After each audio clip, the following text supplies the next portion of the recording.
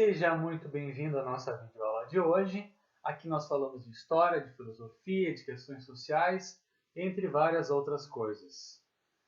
E como vocês já puderam perceber, a nossa videoaula de hoje trata de um assunto bastante específico da história, um momento histórico onde a humanidade ela passa por momentos catastróficos, né, onde o ser humano ele se revela capaz de coisas terríveis. Né? A gente vai falar um pouco aqui da história do nazismo, uma pequena biografia de Hitler, de Adolf Hitler, uma das pessoas mais cruéis da nossa história, mas que desperta o interesse de uma grande maioria de pessoas que tem aí sua afinidade com a história, gosta, né, se interessa pelo tema do nazismo, né, de Adolf Hitler, da Segunda Guerra Mundial. E então a ideia dessa videoaula de hoje é fazer uma pequena biografia do Adolf Hitler, tá bem? Então vamos percorrer aí a sua história de vida, momentos marcantes por quais ele passou, que possam ter moldado aí o seu caráter, né? E que contribuíram para que ele seguisse por um rumo tão cruel, tão drástico na sua vida. E que infelizmente acabou por afetar a vida de milhões de pessoas. Então esse é o tema da nossa videoaula de hoje. Espero que vocês gostem. Então vamos começar. Bom, Adolf Hitler, então, apesar de ele estar fortemente ligado à história da Alemanha, algumas pessoas desconhecem o fato de que ele, na verdade, não era alemão. Ele era austríaco. Ele nasceu, obviamente, na Áustria, numa cidadezinha chamada Braunau am Inn. Eu não sei exatamente se essa é a pronúncia correta, mas vamos chamar a partir de agora de Braunau, que fica na Áustria, tá? Uma cidadezinha pequena. Ele nasceu no ano de 1889, coincidentemente ou não, é o ano da proclamação da República do Brasil. Ele era de uma família humilde, digamos assim, né? O seu pai ele era funcionário público, né? Muitas biografias escritas, né, sobre a pessoa de Hitler diz que a sua relação com o seu pai não eram boas, né? As relações não eram boas, então havia ali um certo conflito, mas o Hitler era muito apegado à sua mãe, né? Então ele vai mencionar que a mãe dele era uma das poucas pessoas que ele amou, né? Ele teve uma infância difícil, né? Uma criança, como eu disse, tinha dificuldades de relacionamento com seu pai, era uma criança reprimida, né? Uma criança não tão sociável, né? Talvez. Então, como foi crescendo, foi despertando uma certa paixão pelas artes, né? Artes, pinturas, né? Artes plásticas, digamos assim, né? Então o Hitler vai tentar uma carreira artística, né? Ele tenta entrar na Academia de Belas Artes de Viena, é recusado, né? Então ele vai acabar se frustrando por essa tentativa, né, de entrar para a Academia de Belas Artes, né, na qual ele tinha o sonho de seguir, né, a carreira de artista. Né? Ele tinha grandes paixões pela música clássica, né? Schopenhauer, Wagner, músicos aí de grande renome da história artística da Alemanha, tá, gente? Mas esses dons, né, esses dons artísticos de Hitler vão acabar servindo de alguma forma na sua vida. Por quê?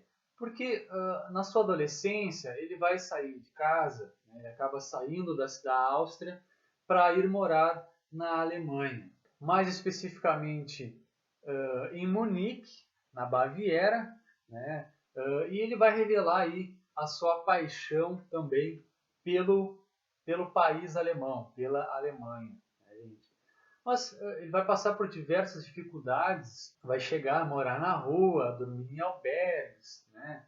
E ele vai então usar os seus talentos artísticos para vender quadros, né, desenhos, cartões postais, para que ele pudesse aí ter o mínimo de dignidade nessa sua chegada aí à Alemanha, tá, gente? Bom, alguns historiadores vão afirmar que é nesse período de mudança para a Alemanha, esse momento em que ele vai viver nas ruas, né, convivendo com outras pessoas também de rua, é nesse momento, né, afirma alguns historiadores, que vai aparecer aí o seu antissemitismo, né, que é o fato dele odiar os judeus. Também existem teorias da conspiração que afirmam que Hitler tinha um certo amor por uma moça que era judia. Essa moça vai acabar desprezando então o Hitler, e essa é uma teoria também, por ele ter surgido aí na sua pessoa o antissemitismo. Vale ressaltar também que essa ideologia antissemita ela não é característica exatamente desse período aí do início do século XX. Ela é uma teoria, é uma ideologia já bastante recorrente na Europa, e volta e meia ela vinha à tona, né, digamos assim. Esse sentimento de antissemitismo ele é histórico, né? Os judeus, por serem um povo que preservou a sua religião, seus costumes, e seja em qualquer lugar do mundo que eles estejam, a sua cultura ela permanece viva. E isso causava um certo repúdio, né, por muitas pessoas, por Hitler também, porque essas pessoas elas eram acusadas de serem pessoas sem pátria, ou seja, pessoas que viviam em determinados países, se aproveitando das oportunidades daqueles países, dos empregos, dos bens, da riqueza daquele país em benefício próprio. Esses são argumentos que eu estou falando, não são meus, são argumentos das pessoas que se diziam antissemitas naquela época, tá bem? Para ficar bem claro. Bom, como eu já mencionei, um dos sonhos de Hitler era ser alemão. Ele era apaixonado pela cultura, pelas artes, pela música, pela história da Alemanha, tá, gente? E ele teve uma oportunidade de se tornar alemão no momento que estoura a Primeira Guerra Mundial, porque ele vai acabar se alistando no exército alemão. Ele vai lutar então na Primeira Guerra Mundial pelo exército alemão, né? E nesse meio tempo da guerra ele vai subir de patente, ele passa de soldado para cabo, e alguns historiadores vão afirmar que não é bem cabo, porque na terminologia, na hierarquia do exército alemão, o cargo que o Hitler assumiu, ele era quase cabo, tá? Mas não vem exatamente ao caso aqui, a gente vai tratar ele então como cabo, né? Ele era meio que um mensageiro, né, do exército alemão, ele vivia correndo para lá e para cá, levando e trazendo mensagem. Nesse período então histórico da Primeira Guerra Mundial, ele vai ser promovido a cabo, como eu já disse, vai ganhar uma medalha de honra chamada Cruz de Ferro, né? E ele vai cantar glórias, né, dessa medalha até os últimos dias da sua vida, tá, gente? Então é um momento histórico bacana, né, para a vida dele, mas que talvez dali surja uma nova pessoa, né? Talvez muito mais propícia a fazer o mal, depois de todas as atrocidades que ele viu, né, na Primeira Guerra Mundial, assim como vários outros soldados viram, né? Então não estou justificando aqui, eu estou dizendo que ele escolheu, né, usar o lado negro da força. Ele escolheu então usar aquelas maldades que ele viu na Primeira Guerra Mundial e espalhar, né, digamos assim, aquelas atrocidades. E quando acaba a Primeira Guerra Mundial, ele vai ser convidado a permanecer no exército alemão, fazendo algumas missões secretas, né, como por exemplo a espionagem. Então é aí que surge, né, nesse trabalho que ele faz de espionagem, é que vai surgir o encontro do Hitler militar com o Hitler político, né? É esse serviço de infiltração, esse serviço de espionagem que vai permitir que Hitler entre em contato com a política. Por que eu digo isso? Porque em determinado momento ele vai ser convidado, ele vai ter uma missão, ele vai ser convidado a espionar reuniões partidárias, né, de pequenos grupos políticos, né, a mando então da República, né, de Weimar, que é como passa a se chamar a Alemanha após a Primeira Guerra Mundial, por causa de uma revolução, por causa do fim do Império, né, do Guilherme II. Então, a Alemanha vai se tornar uma república, que é também conhecida como República de Weimar. Tá? Bom, então, o Hitler vai ser convidado a fiscalizar, a se infiltrar nessas reuniões, e aí ele vai ter contato com o Partido dos Trabalhadores Alemães, né? Então ele vai lá, vai espionar, e o seu ego inflado, né, os seus discursos inflamados que já estavam, né, presos, digamos assim, na garganta, vão começar a fluir, vão começar a vir à tona.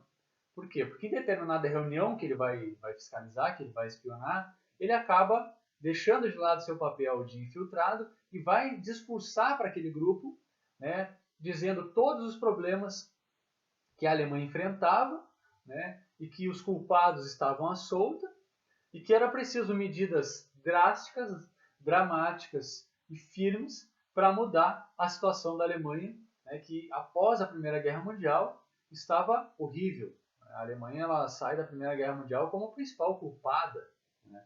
O Tratado de Versalhes, imposto pelos vencedores, vai acabar sendo um grave problema para a Alemanha, porque, né, vai trazer problemas econômicos, problemas políticos e de diversas naturezas. Bom, tendo então ingressado, né, para o Partido dos Trabalhadores Alemães, em pouco tempo ele vai assumir uma posição de liderança dentro desse grupo, graças à sua oratória. Ele tinha uma oratória inflamada, né, ele tinha um dom para isso, né, a gente não pode negar o poder de persuasão, o poder de oratória, né, de discurso que ele tinha e de convencer as outras pessoas.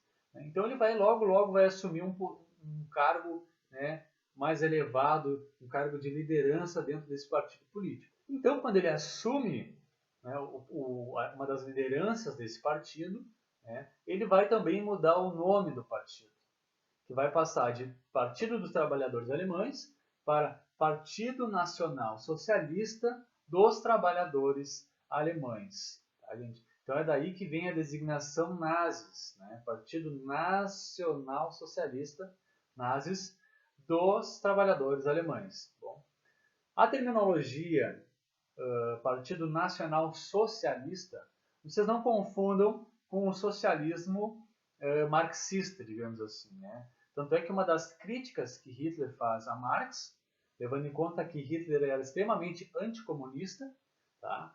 Então, uma das críticas que Hitler faz a Marx é que ele se apropria do termo socialista, né? Da terminologia socialista, para dizer que Marx se apropriou dessa terminologia.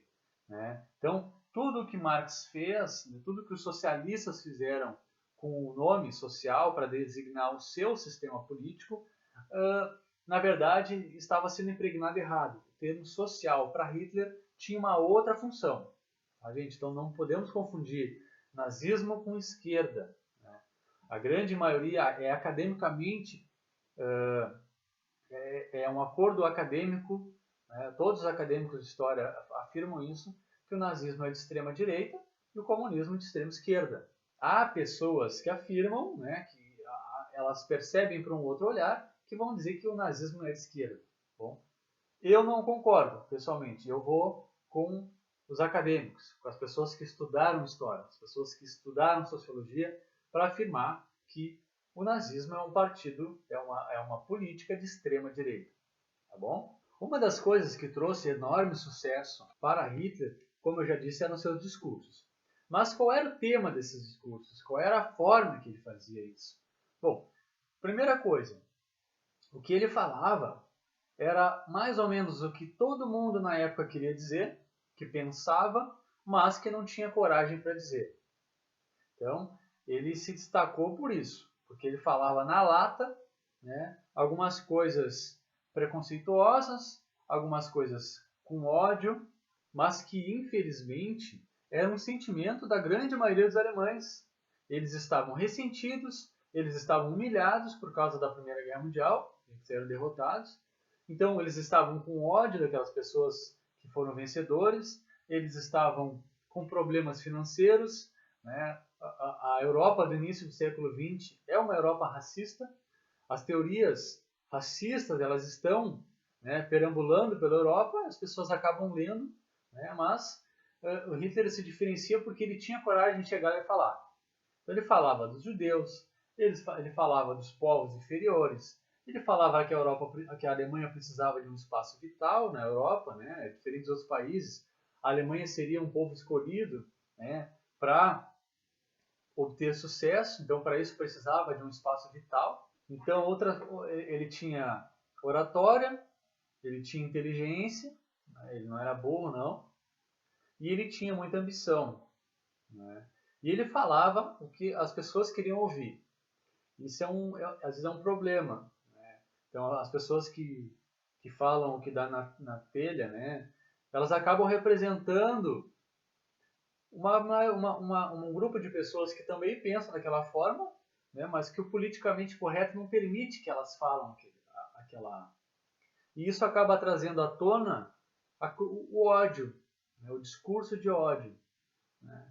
Então a gente está aí já há quase 100 anos, né, da ascensão do nazismo, e a gente percebe que ainda existem discursos de ódio que as pessoas às vezes gostam de ouvir. Parece que elas compactuam daquele pensamento, mas elas não dizem. Mas parece que no fundo do coração aquilo está lá, guardadinho, pronto para que alguém venha com uma chave e abra. Então a gente tem que fazer essa reflexão. Muitas vezes a gente se pergunta como que o nazismo, como que aquelas pessoas, aqueles alemães permitiram que aquele cara se elegesse. Olha, gente, acreditem ou não, foi possível, foi com o apoio do povo.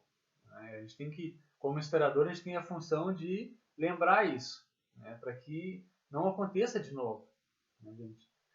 E a gente se sente muito fracassado como historiador quando isso volta a acontecer. Tá? Então esperamos que isso fique só na história, né, que isso não volte. Quando o partido, então, nazista, está dando seus primeiros passos rumo a um destaque político, Hitler tem uma ideia, né, que talvez não vai ser tão inteligente, né, digamos assim. Ele vai tentar dar um golpe de Estado. De que forma ele faz isso? Bom, ele conversa ali com algumas pessoas importantes da Alemanha, né, entre elas está o Marechal Ludendorff, que é um cara meio que um herói vivo, né, da Alemanha naquele período. Ele lutou na Primeira Guerra Mundial, né, um cara de idade já respeitado, muito respeitado na Alemanha. As pessoas viam ele como uma pessoa honesta, né, quase um líder, quase como eu digo, como uma lenda viva, tá, gente? Ele vai conversar também com alguns representantes locais e eles vão tentar dar um golpe que vai ficar conhecido como golpe da cervejaria, ou Putsch, né, da cervejaria, né, é um termo em alemão. Resumindo, a ideia consistia de meio que sequestrar alguns líderes da Baviera dentro de uma famosa cervejaria chamada Burgerbrau Keller. Então, o Hitler vai recrutar 600 homens, mais ou menos, para cercar essa cervejaria com armas, né, com metralhadoras, e na tentativa de ele convencer aqueles líderes políticos que estavam dentro da cervejaria a apoiar um golpe civil, militar, para derrubar a República de Weimar. O golpe não dá certo, né? A polícia acaba sabendo, né, dessa tentativa e eles vão fazer um bloqueio, né? Os nazistas saíram da cervejaria e foram marchar. Eles estavam se dirigindo a prédios públicos, né, para tentar tomar o controle. Quando eles vão se deparar com a polícia, vai haver um confronto ali e muitos nazistas vão ser feridos, alguns mortos. Hitler vai ser preso, né? Então, em 1923 vai ocorrer a tentativa do golpe e o ano de 1924 ele vai passar preso. Tá? Ele vai ser preso por 9 meses. Só que essa prisão ela tinha muitas regalias, digamos assim, né? Ele recebia a visita todos os dias, ele recebia presentes. Muitas pessoas na Alemanha que eram conservadoras, que apoiavam as ideias de Hitler, os discursos, enviavam valores em dinheiro, presentes. Ele ganhou uma máquina de escrever que era muito moderna para aquela época, né? E ele teve a ideia, então, de colocar num papel as suas principais ideias, né? E aí que vai começar a surgir, né, o livro, né, que é considerado a Bíblia nazista, o chamado Mein Kampf, né, que traduzindo seria Minha Luta. Então ele vai começar esse livro com as seguintes palavras: considero hoje como uma feliz determinação da sorte de Braunau no Inn tenha sido destinada para o lugar do meu nascimento. Essa cidadezinha está situada nos limites dos dois países alemães, cuja volta a unidade antiga é vista, pelo menos por nós jovens, como uma questão de vida ou morte. Ou seja, né, é o começo de um livro onde ele diz que sorte daquela cidadezinha que eu tenha nascido lá, né? Então nós jovens queremos que aquela cidade volte a ser alemã, né? Então essa é uma questão de vida ou morte. E ao longo do livro ele vai colocar ali as suas ideias racistas, né? Ali que ele vai dizer que os judeus não merecem pisar na terra, né? Que são uma escória da sociedade. Então são várias ideias totalmente racistas, né, que ele tem ali, dizendo que os alemães precisam de um espaço vital, né, e que os outros povos devem se submeter à raça ariana, que seria superior às demais. Tá? Bom, também nesse período onde ele está preso, que vai ocorrer algo bem interessante, que é o seu julgamento, né? Então, o julgamento de Hitler é quase que um evento global, né? Então, vem jornalistas de todo mundo para cobrir esse julgamento, né? Na qual ele próprio faz a sua defesa, é ele que vai organizar, ele vai ser seu próprio advogado, né? E esse julgamento ele é interessante por quê? Porque quem comanda na prática vai ser o próprio Hitler. Ele percebe que é uma oportunidade para ele fazer o seu maior discurso, onde mais pessoas vão acompanhá-lo. Seu discurso vai chegar mais longe, né, porque vai estar a mídia do mundo inteiro ali, os jornais do mundo inteiro vão estar cobrindo esse julgamento. Por incrível que pareça, os juízes vão dar uma liberdade imensa para ele de falar o que ele bem entender, né? Então, enquanto que os outros réus vão falar, vão ser cortados, vão ser indagados, o Hitler não. Ele vai ter bastante tempo para falar, vai falar o que bem entender, vai falar dos crimes de novembro, né, de 1918, na qual ele afirma que a Alemanha foi apunhalada pelas costas porque ela tinha condição de vencer a guerra, né? Ele vai falar dos judeus, ele vai falar de tudo que ele acha que está errado, do Tratado de Versalhes, né, de tudo. E é a partir daí que o seu nome fica conhecido, né, o seu nome fica famoso. As ideias dele vêm à tona, a gente.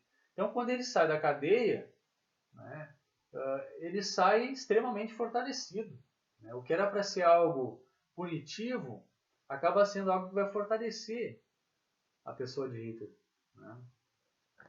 Bom, então quando ele sai da cadeia, ele começa a se dedicar a organizar o partido. Esse tempo que ele ficou fora, meio que o partido nazista ele se atrapalha, né? Não tendo a sua liderança, ele volta e ele exige, né, o cargo de chefe do partido. Ele vai se tornar o principal líder do partido. Vai haver uma certa briga política ali, né, que a oposição vai acabar cedendo, porque a pessoa de Hitler acaba se tornando mais importante que o partido. Então ele vai assumir, né, a liderança do partido e a partir daí, né, ele vai só subir, né, na Alemanha. Além disso, ele decide, né, junto com seus partidários, que eles chegariam ao poder não mais através da força, né, de golpes, mas sim através da democracia.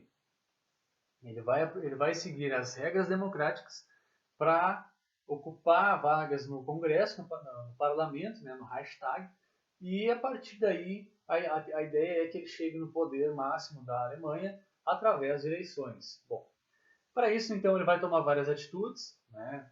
Ele vai intensificar os seus comícios, as suas oratórias em público, né? As pessoas ouvem falar daquele homenzinho, né, determinado, né, que fala bem.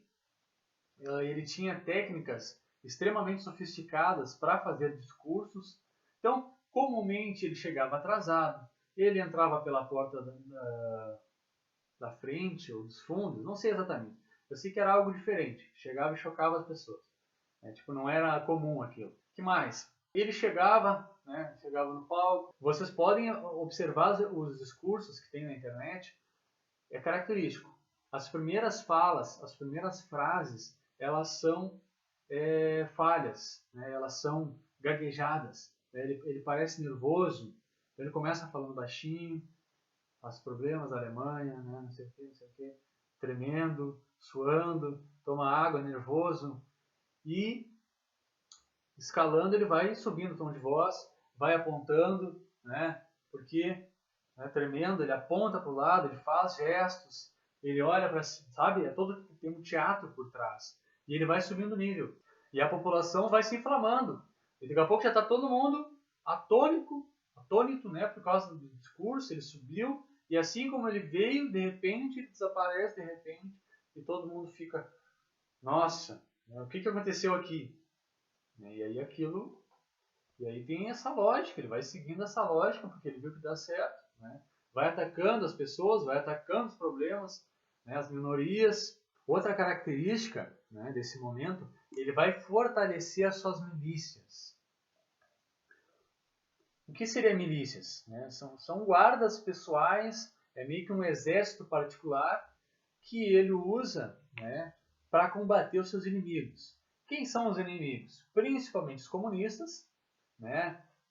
Tem os opositores políticos, né? Então ele mandava aí a SA, né, as camisas pardas, brigarem nos comícios, baterem comunistas, né, atacar judeus, né, e roubar urnas, né, nas eleições. Então ele usava dessa artimanha também para conseguir combater os seus inimigos políticos. Tá? Então o uso da violência é muito característico.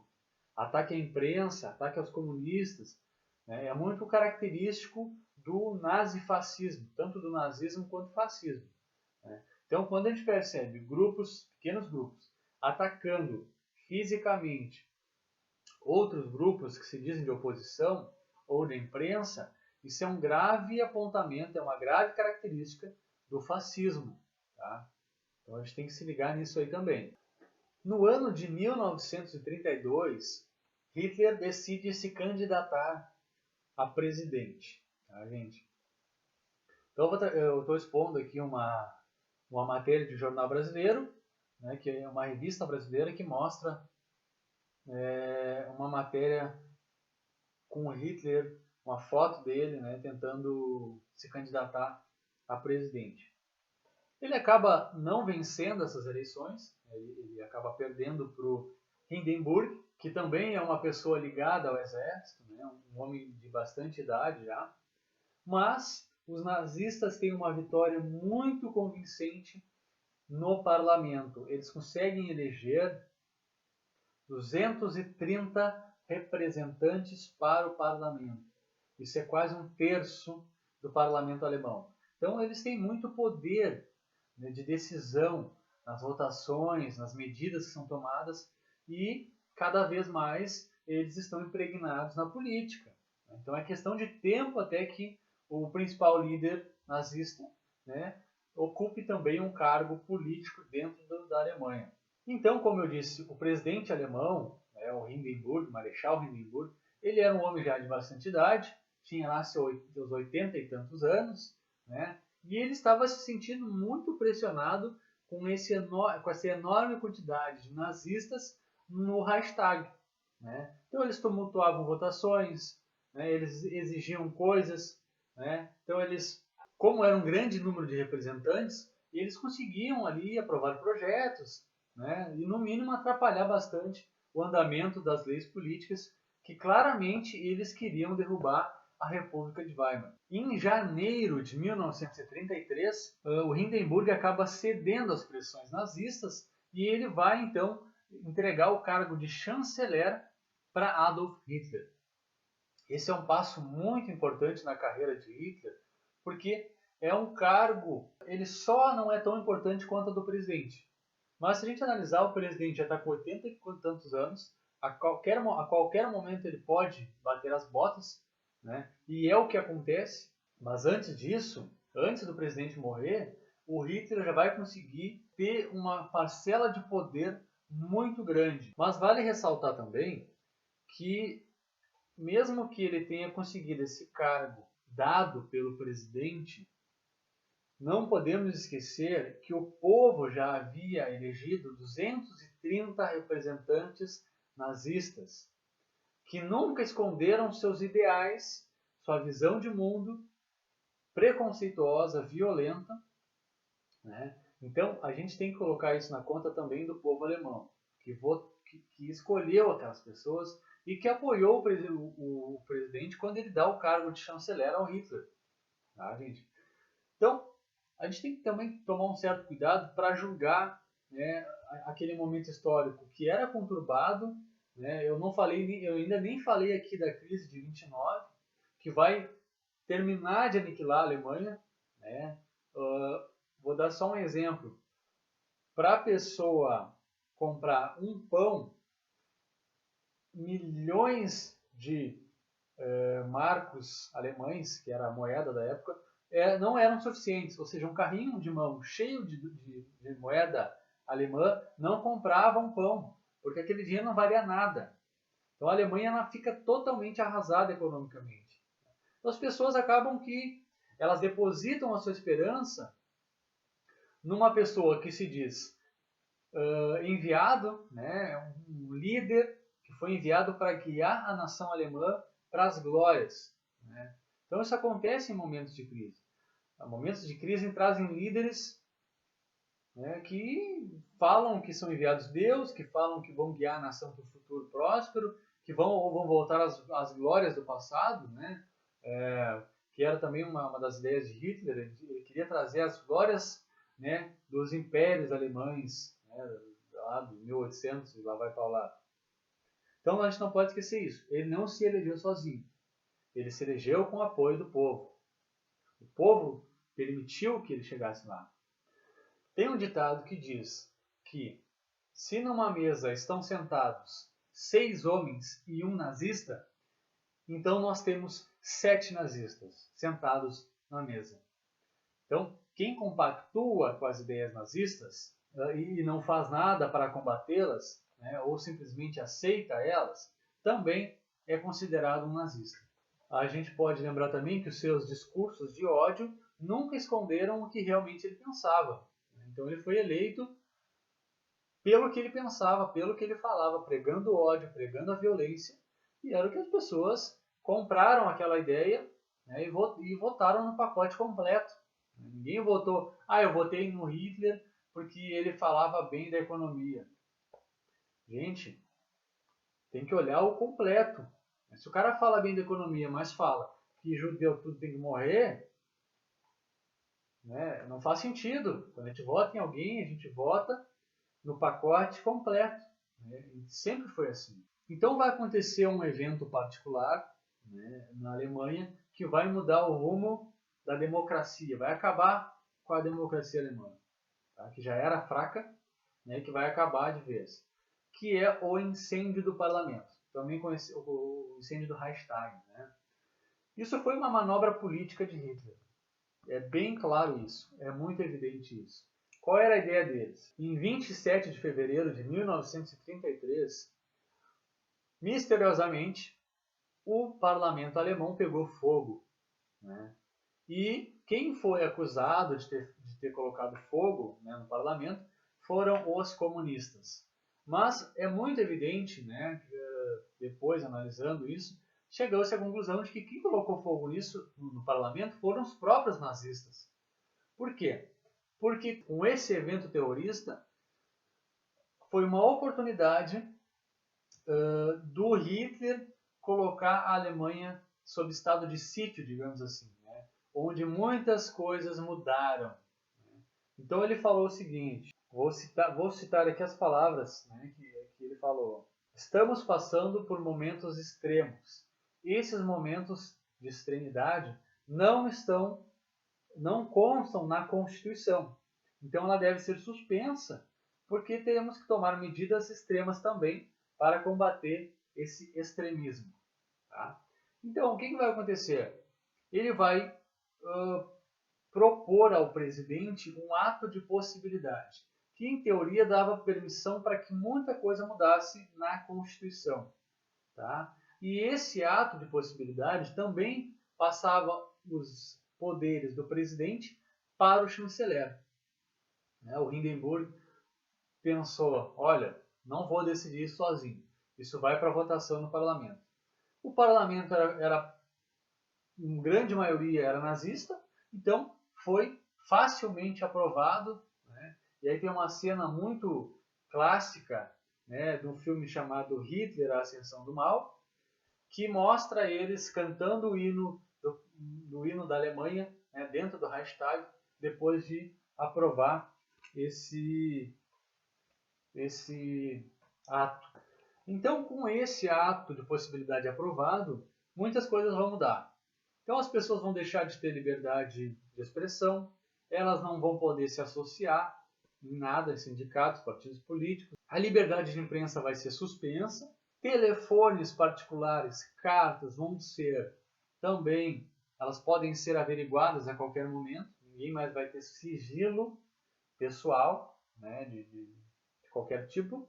E também, como eu já disse, vai passar os poderes do presidente para o chanceler. Bom, então ele acaba assumindo, né, amplos poderes na Alemanha. E com a morte do Hindenburg, em 1934, o plano de Hitler de assumir o poder máximo da Alemanha, né, de guiar aquela nação, seja para o bem, seja para o mal, vai estar em processo de conclusão. Então, quando ele assume o poder, acaba uma trajetória de ascensão, e quando ele chega ao poder, ele começa a tomar outras medidas que vão modificar a Alemanha drasticamente. Vai haver um certo crescimento econômico, industrial, a Alemanha ela vai se reerguer, né, daquele passado drástico, né, do pós-Primeira Guerra Mundial, mas o preço a se pagar por isso vai ser muito caro. Né? Em pouco tempo ele vai começar a perseguir os judeus, né, perseguir, coisa que ele já fazia, né, mas isso vai ser institucionalizado, vai ser previsto em lei. A Alemanha vai começar a entrar num período muito violento, muito repressivo, uma ditadura muito repressiva. Quem é contra o nazismo vai sofrer drasticamente nesse período. E quem é a favor do nazismo vai acabar assinando embaixo todos os atos cruéis que aquela pessoa chamada Adolf Hitler vai pôr em prática na Alemanha dos anos 1934 em diante. Tá, gente? Espero que vocês tenham gostado da videoaula. Se for de interesse da maioria, eu posso trazer outros vídeos desse tipo de assunto, né, voltado para a história, talvez para a filosofia. Tá, gente? Então, fica aqui o nosso tchau e bye!